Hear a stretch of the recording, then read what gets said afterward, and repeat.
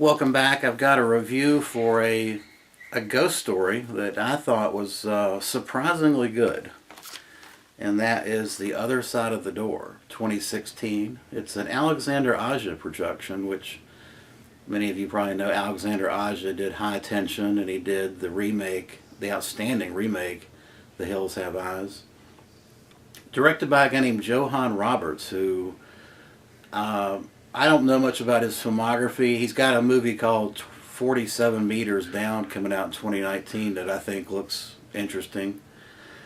It stars Susan Callis, who was in the Walking Dead series, and she plays a mother who has lost a child in a terrible accident, and then she attempts to communicate in the afterlife with the child, and bad things start to happen.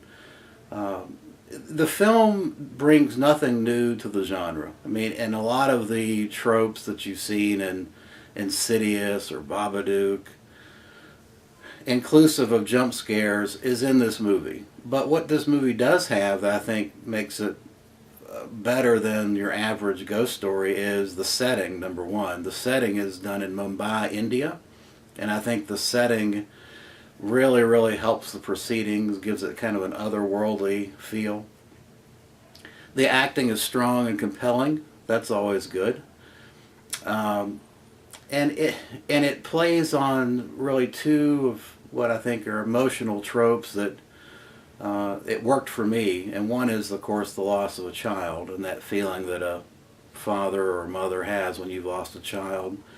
And the second is the temptation and the need to speak to the after. What is in the afterlife? Is there life after death? And can we communicate with those that have passed on to the afterlife?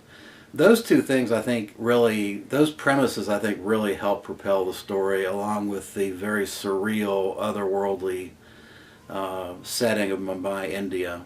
I think this gives this film a notch above your normal ghost story. Is it a great movie?